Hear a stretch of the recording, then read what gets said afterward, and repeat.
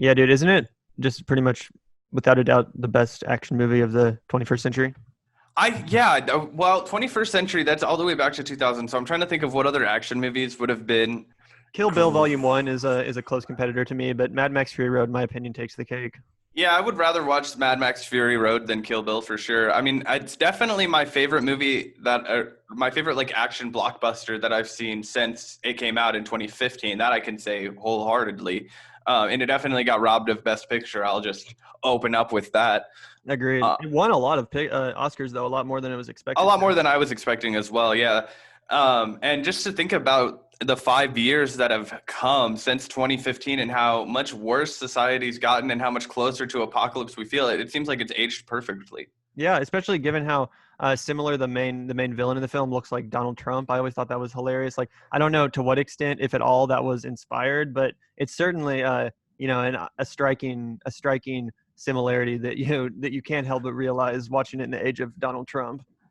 I didn't really get a Donald Trump vibe for him, but I'm Just perfectly the willing to. hair and the fat body, and like Yeah. he's just a piece of shit being like wheeled And around also, by all of him. his children were around him, and Yep. Trump is Yep. notorious for nepotism. So Yep. I get, yeah, and his children are also dumb as rocks, with the exception of Ivanka. Ivanka's pretty smart, but um, yeah, at least like capable of like Yeah. competently expressing her ideas.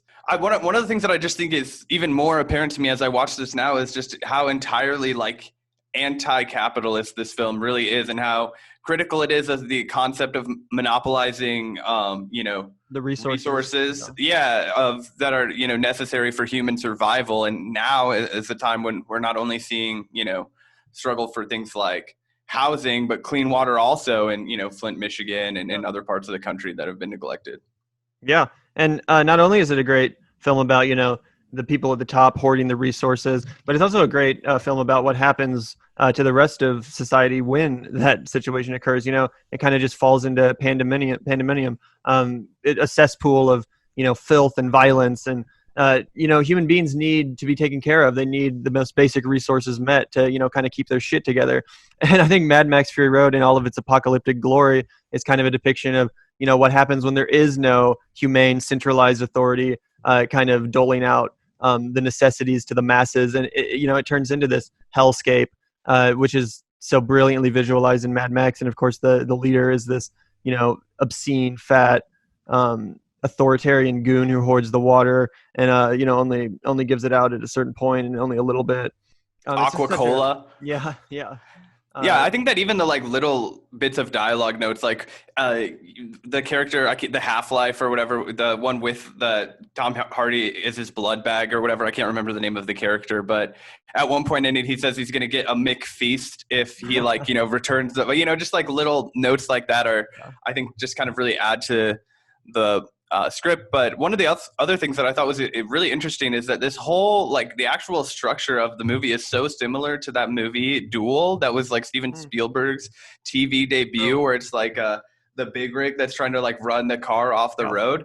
I was just getting massive Duel vibes when we were watching it, but I kind of liked the analogy that like we're like basically like we're constant like we're in this like basically like race off of a cliff. We're barreling towards the end as far as like environmental collapse, and it's going to result, unless we democratize resources, it's going to result in everybody at the whimsy of one man who's got the power source, Yeah, that's a and that's the a great resource point for all.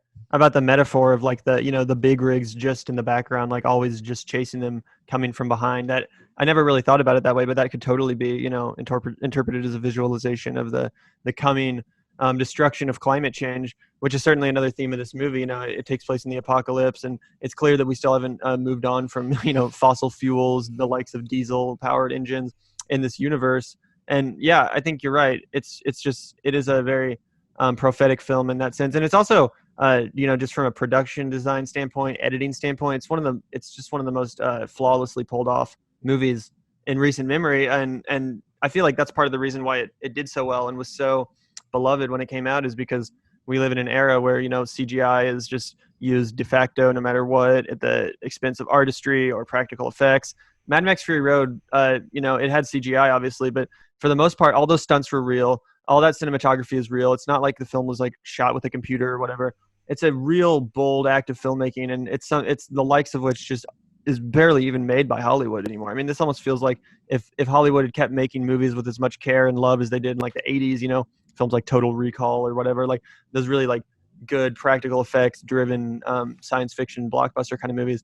If they'd continued down that path instead of, you know, making schlock CGI garbage for the, you know, lowest common denominator, then it seems like this is the kind of movie we would be getting more of. But as it is, it's a diamond in the rough. I mean, I remember the year this movie came out in 2015. It was the same year that Jurassic World came out, which was a movie that I was excited for, but then was just so fucking disappointed in because it was such a schlocky mess that CGI was terrible. The dinosaurs looked worse than they did. Well, what about the ginormous like whale dinosaur that comes out at the very end of Jurassic? You know what I'm talking about? That was. Yeah. And also, I remember being struck by the gender politics in Jurassic World were so backwards and antiquated, and of how advanced the gender politics are in Mad Max Fury Road. I mean, it's a total critique of patriarchal capitalism. It's one of the most feminist blockbusters, Hollywood movies ever produced by a major motion picture studio. And I think that it's, you know, statements like you said against the patriarchal capitalism. It couldn't be clearer. Yeah, and I couldn't agree more on that front. I think that, you know, it especially in the age of Donald Trump, that only swells in meaning.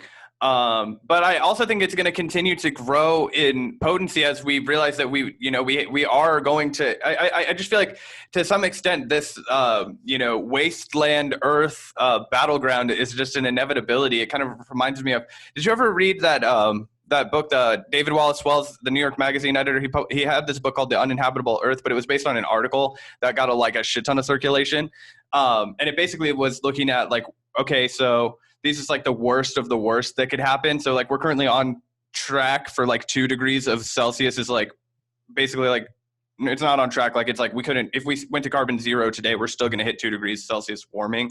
But if we change nothing by the end of the century, we'll be at like 4 degrees of warming or something just astronomical, which will lead to just like tremendous devastation. All of the sea level island nations will be completely like, you know, swamped. But on top of that, you're also going to see mass exodus from the Middle East, and it's going to be too hot to live in places in Saudi Arabia, parts of India. People are going to be unable to make the trip to Mecca because it'll be too hot. These are going to have like huge ramifications geopolitically, and it's going to lead to war. And as we, you know, build up our military and, you know, respond aggressively and hawkishly as the United States always does, we're going to continue to be, you know, throwing flames on our destructive earth because the military is one of the most culpable climate emitters in the entire country. Yeah, totally. I mean, yeah, it really does show the end result of that concentrated capital, those concentrated resources. And I honestly do think that's why it was such a, you know, success, such a hit. I think people saw that in it. And, you know, we talked about last week, V for Vendetta, how it kind of feels like we're living in that movie. Well, this kind of feels like the preview, you know, of what it's going to look like if we continue down this path. And I mean, obviously that's hyperbolic, and so is this film. It's a very over the top movie by its nature. But I mean, I think that's the point. I think it's going that far to make that point because that's how extreme the situation is. And you know, George Miller is a more political filmmaker than people give him credit for. He also he's directed a lot of films, including the original Mad Max movies. But I've never checked out the original Mad Max. I'm allergic to anything with Mel Gibson in it. But yeah, how is it? I mean, they were definitely good for their time, and you can see why they were impressive. In my opinion, Fury Road is a whole nother like caliber of film. What I was going to mention, though, interestingly, is he actually directed also some kids movies, including Happy Feet, which I don't know if you've seen. Yeah, that I saw recently. Happy Feet. Yeah. Yeah. Well, if you rewatch it, there's actually some very, very obvious like anti-religion, anti-authoritarian symbolism in that movie. Not that I'm, you know, praising Happy Feet as a masterpiece or anything or a deep film, but I'm just saying that George Miller is a definitely a politically minded filmmaker who's you know, we're operating on a different level, but he doesn't necessarily like to let the audience in on that. You know, Mad Max's Fury Road is an action movie that you could enjoy if you're a 10-year-old kid that has no idea what the fuck is going on in the world, or if you're an intellectual adult that has a PhD in environmental studies. You know, like this is a film that is not too smart, but it's also not too dumb. Yeah, it's a layered film, and I think that that's exactly what Hollywood blockbusters are missing, right? Like, instead of feeding people the formulaic, slight variety, basically the Mad Lib movies of Avengers, where it's just like, swap in a name and pull out, and it's Cut the and same paste. story over and over and over and over again.